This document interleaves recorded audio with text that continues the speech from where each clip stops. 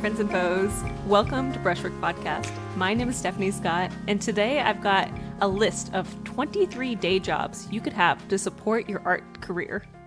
The truth is, it takes a long time to learn how to make a living as an artist. And to make a living as a full-time artist, you're not just a painter, you're also a small business owner.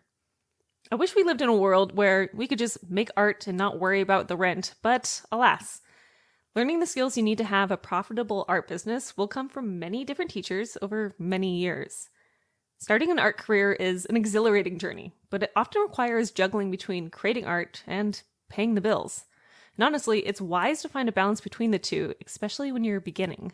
The key is to find jobs that not only help you with the financial aspect of life, but also give you the skills or experiences that can be beneficial to your art career. Ideally, these jobs should be manageable, not draining on your energy or time excessive. The goal is to learn things in the day job that will help you with selling your art, while also leaving you with enough creative juice to keep your art practice alive. When I was starting out as an artist, I had 3 part-time jobs to support my painting, and I was super lucky in that I didn't have any student debt coming out of art school. Thanks to my parents for that. My journey to become a full-time artist probably would have taken 5 more years to get where I am now without that support. I want to say that becoming a full-time artist does not mean that I won't pick up another day job in the future. Art sales are super unpredictable, and I don't think it's below me to pick up a side job for a season or 2. In fact, I'm probably going to do that soon. The jobs listed below are entry-level, at least they're intended to be entry-level. They're meant to be under 20 hours a week and are designed to give you the skills to benefit your art career. When you're looking for a part-time job, look for how they will help your skills, how you can use the tools of that job to boost your art. Some of these jobs may seem obvious for the art world, and some will be much more roundabout in the directness towards your art career. In any job, think of the people you meet and the relationships you develop as potential future buyers of your artwork. You never know when a relationship you make at work will turn into them collecting your artwork. Taking stock of your skills is a critical step you need to take before you go day job hunting, as it can really illuminate the types of roles that might be a good fit for you and where you would like to further your skills. So in this next exercise, we're going to find your current skill set. This exercise is designed to help identify your strengths and your skills. Pull out your sketchbook and answer these questions as quick as you can. Short, concise answers will provide the most clarity, and circle any keywords that start to show up, especially if they're repeated. This test should take you about 10 minutes to complete. Number 1, basic skill assessments. What subjects or topics did you excel at in school? What tasks or activities at your previous jobs did you feel most confident in? Are you more comfortable with quantitative tasks, like budgeting or data analysis, or qualitative tasks, like writing and brainstorming? Number 2, technical skill assessment.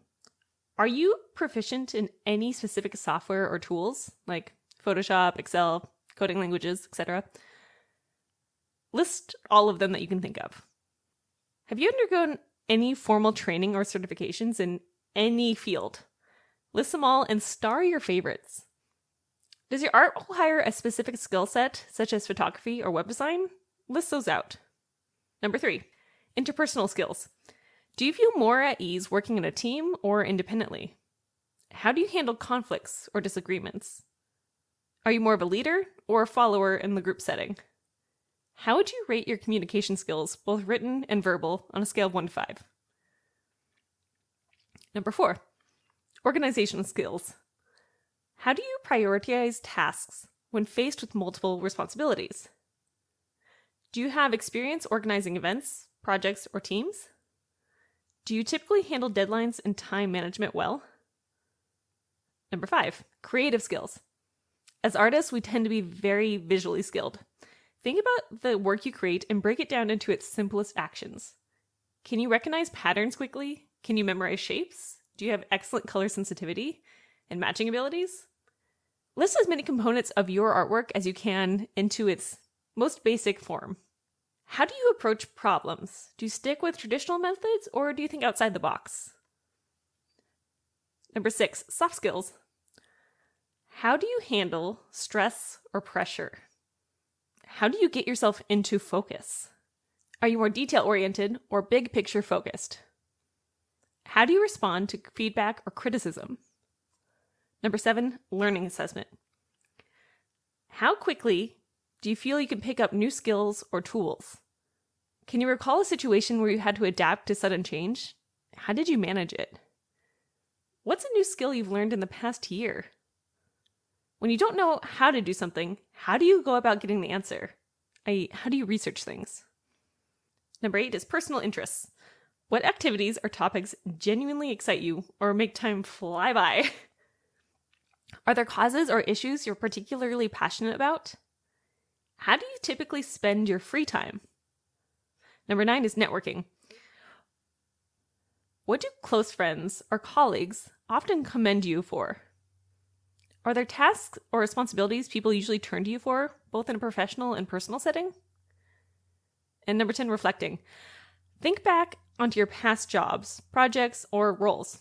What tasks did you excel at, and what did you most enjoy? Were there tasks you struggled with or preferred to avoid? What have been some of your proudest accomplishments, and what skills did they require? I have all these questions listed out on the post for this podcast episode, so you can look at that. I'll have it linked in the show notes. But once you've thoroughly answered all these questions, review your responses and highlight any recurring themes or frequently mentioned skills. This is going to give you a much clearer picture of your strengths, areas of expertise, and your interests on what would actually be enjoyable for you to do as a day job. By aligning job possibilities with your identified skills and passions, you can definitely ensure a more fulfilling and productive work experience that will better lead you towards helping your artistic career. Remember, the goal isn't just to find a job, but to find a great job. Let's dive into my list here. These are all part-time jobs that I'm fairly certain could benefit your budding art career. I've done a little bit of research. I think these are great ideas, and if there's something on your list from your questions that's not on mine, that doesn't mean yours is wrong, okay? You should pursue that. These next 8 jobs are directly art world jobs. These jobs are directly related to artwork and have obvious connections and connotations, but they also might be the most challenging to get. Depending on where you live and what your situation is, I would still try for these positions, even if you don't feel super confident about your abilities. Number 1 is the job that everyone thinks that you're going to get when you say, I'm leaving art school. I personally have never done this job, but I've tried for this job a couple of times, and that is to be an art gallery assistant. An art gallery assistant really assists in the operations of the gallery, from setting up exhibitions to dealing with clients and artists. It's a complicated job. It's not often part-time, and if you could figure out how to get this job, it's definitely going to push your artwork forward. You're going to get an inside look at the art world. You're going to get knowledge about how galleries operate. You're going to be able to network with so many other artists and collectors. It's just this is the dream part-time job. If you can get this, hold on to it tight. It'd be so great, okay? This could easily turn into a full-time position if you're not careful. If you're trying to approach this job, I would say attend local exhibitions. I would go to every first Thursday there ever was. I would express interest in the art world to every person that you've ever met, because someone is going to have a connection somewhere. And if you're chatty about it and you talk about it enough, it's probably going to work out for you. If you're looking to find these sort of jobs, they're not usually listed. These are more in-house sort of things. You can always look on Indeed. You can always look on Glassdoor. But really going to the local gallery websites and sending them an email with your resume might be your best option. Good luck. You got this. I would bring with you a resume highlighting any art-related coursework or experiences, having a lot of passion come through in your resume, and you're going to need excellent interpersonal skills for this. Number 2 is art supply store clerk. What's better than getting discounts on art supplies and then learning more about art supplies and connecting with other artists at an art supply store than an art supply clerk? I'm just saying, this is the no-brainer. This is if you could get a part-time job doing this, yes, it's retail, but just it has so many great possibilities. And discounts. We love discounts on art supplies because it lets us make more art for less money. How delicious is that? Do I even have to explain this one? You're going to get familiar with art materials. You're going to learn about new tools. It's a win-win everywhere, okay? If you have multiple art supply stores in your area, see how the employees look when you go into the store. Do they seem happy? That might be somewhere where you want to work. Number 3, freelance graphic designing. This is you know how your aunt every time someone's oh, hey, I'm an artist, and then they're oh, can you design me some business cards? This is like that kind of work, right? Where you're doing, maybe it's not like the most impressive business cards you've ever made in your life, but you're going to do lots of short-term projects, right? So you're going to design logos, do business cards, maybe social media graphics. This is going to hone your digital art skills. It's going to offer flexibility. It's going to show you how to do short-term contracts. It's truly great. If you were going to go into this, I would make a separate website that had a couple examples of past things that you've done. Engaging in online design communities, offering services on freelancing platforms like Fiverr and things like that. Try and have a very crisp portfolio of a couple different projects. Maybe do 1 or 2 for free if you've got the time. This could be a great way to make just a little extra cash, and you can definitely control your hours with this. Number 4 is photography assistant. All right. If you were a photographer and you're like, I need some extra money, go be a second shooter for someone, especially in the wedding industry. This is great. But if you're not a photographer, but you were like, I could be a photography assistant, this doesn't necessarily mean taking more photos. Maybe it is managing equipment. Maybe it's handling post-production tasks like editing. Maybe it's dealing with clients and getting new jobs for the person you're assisting. Just, it could be great to be a personal assistant to a photographer. Ask around, see if anyone needs a creative assistant in this way, and you'll probably get a bite. Someone somewhere needs help with something.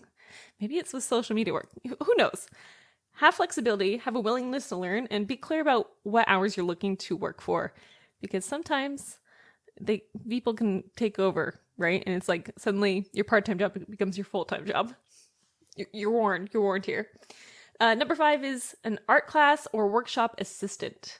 I used to take classes at Gage Academy, and every single class would have a teacher's assistant that usually got to take the class for free while also helping out other students in that class. This is either a great way to trade your time for learning, right? So that's not quite a part-time job, but it's definitely discounted. It's definitely worth something. Or, maybe you're working at a drink and draw place. Maybe it's a child's class, right? A class where, we're teaching children things. Wow, that's such a good sell, Stephanie. But you know what I mean, right? We learn by teaching, and therefore you're going to refine your own skills because you're going to learn how to communicate about art more. You're probably going to do lots of organizing, teaching basics to attendees, finding new people to come to that workshop or class. It's really great. I would go connect with local art schools, community centers, or other independent artists who are conducting these workshops themselves and see if they need help.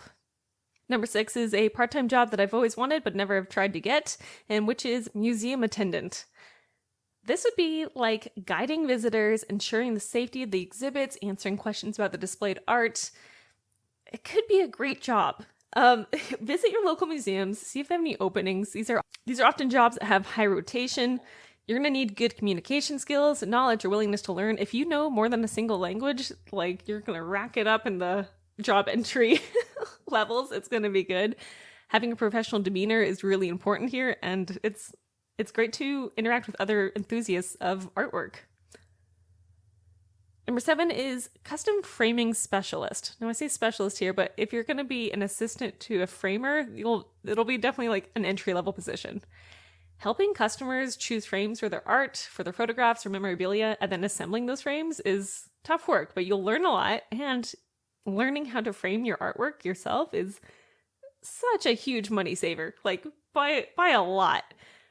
This job will give you insights on how presentation can enhance your artwork. It's gonna be a skill you can apply directly to your own work, and this could easily become a full-time job as well. I have a friend who she started working at an art school at a frame shop, and then 7 years later, she's like, oh, okay, I'm gonna own the art shop now because the owner is giving me the shop, and this is my business now. It's amazing. It's amazing. These sort of places, sometimes they post on things like Indeed and Snagajob, but a lot of times if you just go into the shop, especially if it's a mom and pop shop and not like a Michael's or something, they might just take you on. You need to be detail oriented for this job. That's super important. You need to be very precise, very specific. You need to have some knowledge of art presentation, looking at enough artwork that you can feed your mind. And you need to keep updated with current art trends because that will also be very important in how you sell these frames. The last one is a little bit different. This is more self-starter things. This is not someone else is paying you, but it could be. This is an art blogger or reviewer. An art blogger or reviewer is going to write about current art events, exhibitions, or doing reviews on supplies or other art shows that you go to. This is going to improve your writing skills. If you're already pretty good at writing, like this is the one I would pick. You can improve on your writing skills. You can connect with your community. You can cause some drama if you're not careful. This is something where I would start my own blog or contribute to an established one. Like go on to Medium, write something cool, engage with the art community, and try and get an audience. Maybe a mailing list would help you here. Remember, you can always add on ads to your blogs if you're running your own. This is a great way to keep up with trends. Try it out. Okay, the next jobs that I'm going to have for you are going to be not art related, but definitely business related. These are going to be ones about social media, about marketing, things like that. When you're trying to build your full-time art career, understanding that the business and marketing side of things is just as important as you're honing your craft is so important, okay? Because you can't have one without the other and sell things. It just doesn't work. If you can gain experience in social media, in marketing, in networking, in organization, you're going to give yourself a huge advantage.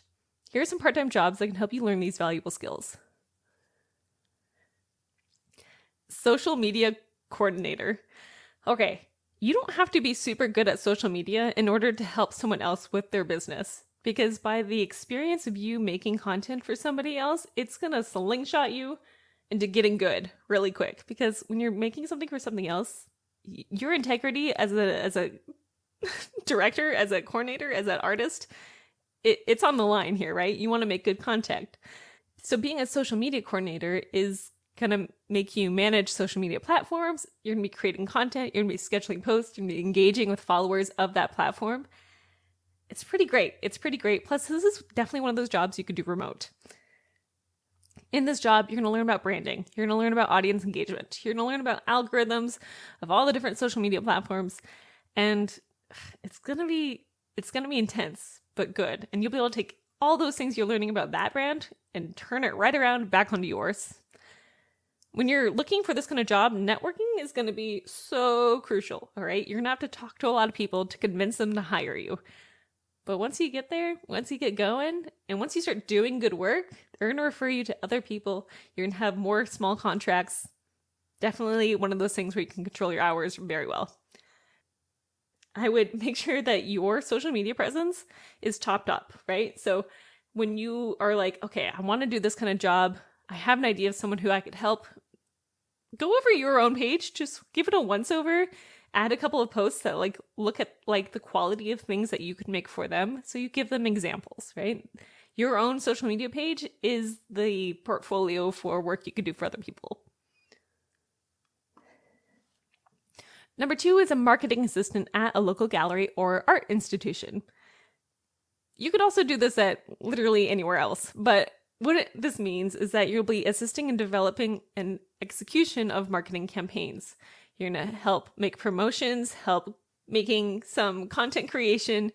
This is going to show you on how marketing campaigns are crafted and executed in a very real world sense. Any place that you do this kind of work is going to help your art business. You're just going to learn so much so quickly. You might be an assistant to an assistant when you first start out, and that would be okay as a part-time job. Look at internship.com. Look at different companies' websites. They might have this kind of creation happening. And if you have any sort of social media savvy, this is going to be very similar in its work. You're going to need a resume highlighting any relevant coursework or experience, and definitely cover letter expressing interest in that brand that you're trying to help with the marketing on. Similarly, a networking event assistant is my third job. Networking is so powerful. I say this all the time, but you never know when a relationship is going to turn into a collector. You never know when it's going to happen. It might happen next week. It might happen in 3 years. Someday, that person you met once and had a great intimate conversation with is probably going to buy one of your art pieces. It's as simple as that. Relationships sell. Anyways, so that's why networking is so powerful. If you were a networking event assistant, you would be helping organize and coordinate these events, which is such a valuable skill, because if you've ever tried to have an opening at an art show, it takes a lot of work. It takes a lot of times inviting people and reminding them that the event is happening and making the event cool is a whole art in itself. When you have these sort of events, you're going to meet a lot of professionals in many fields. And understanding the dynamics of networking events and building these relationships is going to be very key to doing well.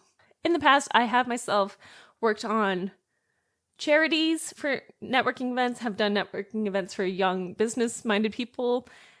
And I've gotten so many commissions for office spaces because of these events. Because every once in a while, I'll just drop in, hey, I'm also an artist, not just the person helping make this event happen. And then they reach out to me and they're like, oh, I need art for my office. And you're like, of course you do. Okay, this is such a great job to have. If I was trying to get into this job, I would reach out to local art organizations.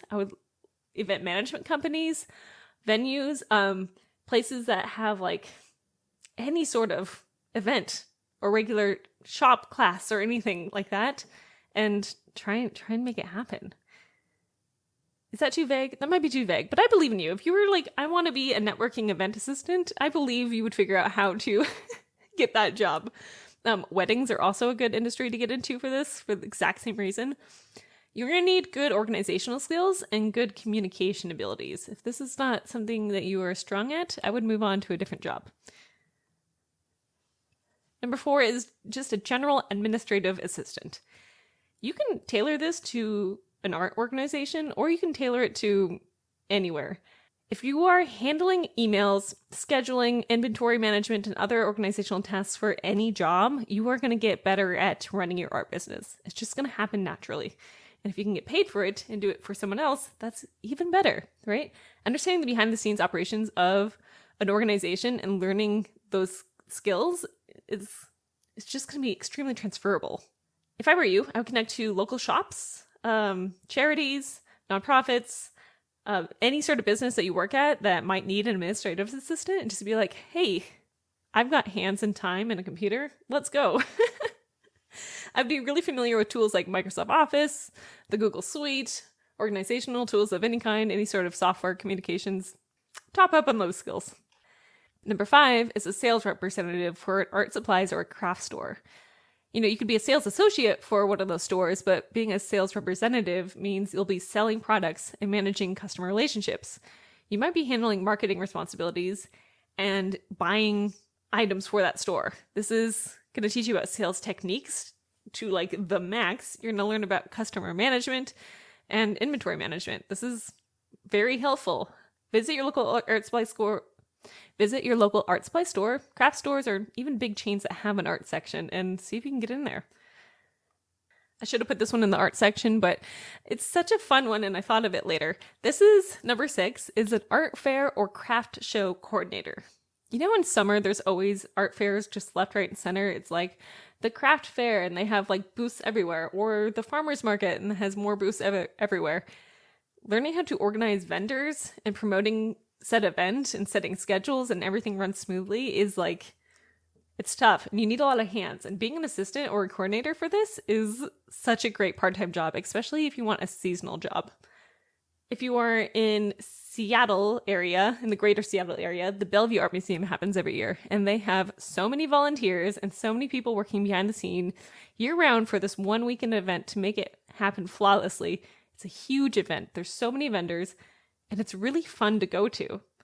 Organizing it seems really tough. It seems complicated and fun and interesting, and if you can get work being an assistant for that, how cool would that be? That would be so cool. In Seattle, there is lots of night markets in the winter where in the evening when the sun's gone down, they will have a hangar show where people will go where they store boats or airplanes, and it's very fun. Would recommend. Number 7 is a membership coordinator for a club or an arts organization. Membership coordinator will manage members, organize events, communicating updates, and promoting membership benefits. This might be something you do at a local pool. This might be something you do at a school or an academy.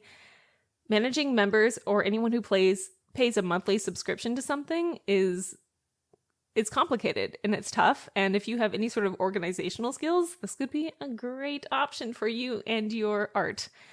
You'll get a first-hand experience in managing a community, which if you have any interest in being a part of an arts community, this is skills that you got to have that not many artists do have. I would reach out to your local art clubs. I would reach out to places that have book clubs or societies or things like that and see if you can become an intern. See if you can become a part-time assistant for this. Number 8 is a personal assistant to a professional artist. Or an art influencer, or what does that even mean? Or or someone who is in any kind of creative field. Being a personal assistant can mean a wide variety of things. This is something you could do remotely if you wanted to, but being there in person is kind of clutch. You might be doing things like handling emails, doing scheduling, assisting in social media management. You might be assisting doing art sessions. You might be making canvas for them or cleaning up their studio for them. You might be doing just like the most mundane of art studio things ever. And, if you can get paid for it, that's great. Having a personal assistant is something I want to have in my future. I can't have it now, but at some point it'd be so nice to have an assistant. So if there's an artist you really like, reach out to them. Be like, hey, do you need a personal assistant for 5 or 10 hours a week? And then list all the things that you're good at. Be like, I could come in and help you in the studio. I could help you with emails. I could help you find grants. I could help you apply to galleries, into shows, and things like that. Like, it's so good. It's so good. I highly recommend trying to find that job. Number 9 is an Etsy or online store manager for a local artist. So if you know an artist and you're like, they make such cool art. Maybe they have their art up in fairs or they have them in a coffee shop every once in a while, but they don't have an online store. Be like, hey, I'm Stevie, and I could make you an online store with your art where you could sell prints, you could sell your original paintings, and make more money a lot easier than trying to hang it at coffee shop shows every single month. And maybe they'll be like, that sounds pretty great. You will handle listing products and managing orders, and you're like, I sure will. That's a great part-time job to have. Plus, it'll teach you how to manage your own store in the future. My last section for you today is remote day jobs. These are day jobs that are extremely flexible in hours. You can do them from your house or your studio. You never have to be there in person, and they are very popular, and there's many, many opportunities for them. These could be part-time work. These could be full-time work. They can enhance your skills. They can give you a lot of experience, and they can definitely help you make connections. So the first one is to be a remote social media manager. You could do it for art platforms like a major website, or you could do it for an individual artist. Overseeing the social media channels for an artist is a lot of work, right? You're making content using their artwork. You're making, emails for their email marketing list. You might be making and managing their website. This is a great job. If you can find it and sell your work this way, you should definitely do it. I basically mentioned this job way at the beginning, but just saying it again, but remote, is very powerful. Being a virtual art class coordinator is my second job for the remote one. So online art classes are now a huge booming industry. And when people have live classes, say over Zoom, they usually need a moderator and a coordinator to help them bring in clients, but also make sure that the class itself is flowing really well. Maybe they have a group on Facebook that has a bunch of artists and everyone is submitting homework, once a week, and there's 30 students in the class. Helping manage that and coordinate it is very, very helpful if you can afford one. And a lot of artists have classes and courses like this. Seek them out, find them through your network. And if you ever see someone kind of advertising a class like this, be like, hey, do you need help? Because, I work for X amount of dollars an hour and I could help you a couple of hours a week. Could be great. Skillshare is also a great thing for this. Fiverr is a great place to advertise for this. And, if you wanted to, you could make your own course.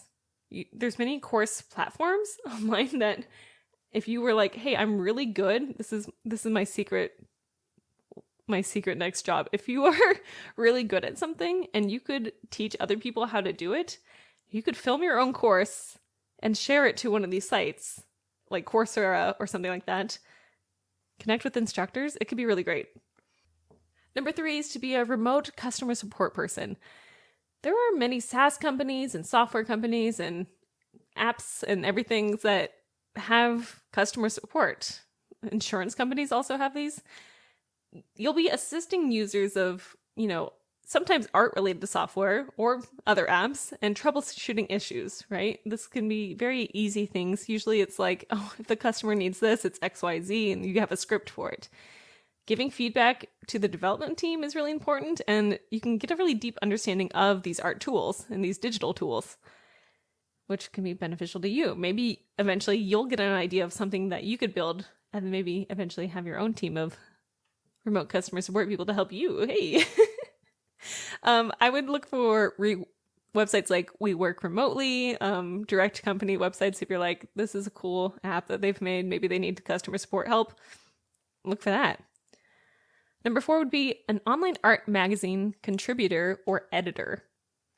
There are a lot of art blogs out there, a lot of magazines that are online only, and they need help curating content. They need help with people submitting content. They need help writing content and editing it for that blog. This is going to include interviews, reviews, tutorials, trendy pieces, things like that. And sometimes you can find part-time work doing this. I would approach your favorite art websites. I would go onto Medium. I would go onto WordPress and see if anyone is interested in a little bit of help with their pieces of writing. My last job for you today is being a remote digital marketing assistant. So this is going to be for art brands, but it could be really any brand. Assisting with online marketing campaigns, emails, newsletters, SEO efforts, affiliate programs, any sort of brands that cater to artists or otherwise is a big job. You're going to gain insights into that digital marketing world. You're going to understand how brands appeal to artists, and you're going to learn strategies that can later be applied to market your own work. Win-win-win. It's so good. Look at remote.co, look at LinkedIn, places like that. I would make every connection that you could possibly make, and you'll find work like this. Remote positions are just such a unique advantage because you can definitely offer really great flexibility. You're like, I've worked 7 hours in the studio today. I've had dinner. I could work another 3 hours and make some more money. That would be great. That would be super. I want you to dive into these opportunities and look back into that list that we had at the very beginning of questions and see, do any of these line up for me? Maybe you've heard me talk about all these different jobs and I've thought, you know what? None of these sound right, but I have an idea for another job that would be great. And do it. Apply for it. See if you can find something. I hope these jobs have inspired you. I hope that you find work that works for your art practice and gives you lots of information to help make your work even better, to help you with your marketing, to help you with your social media, to help you make connections and potentially sell more artwork through maybe your coworkers, maybe the people who meet you through your work. I don't know. Could be great. Could be great. If you have a part-time job, if you've got a day job for your artwork, will you tell me what it is? I want to hear what your day job is. I was a nanny. I was an assistant, a secretary. I've been so many different things. I've been a teacher for sports that I no longer do. There are many jobs out there that can help you make connections and help your artwork because at the end of the day, you making art is the most important thing. And if you got to work a little extra here and there to support it, great. We're going to do that. That's just what we're going to do because we're going to make our art, like Taylor Swift said, no matter what. If you've enjoyed today's podcast, leave me a review and a 5-star rating. I would really appreciate that. You can find me at stephaniescott.art over on Instagram. And I hope you make some good choices today. See you later. Bye.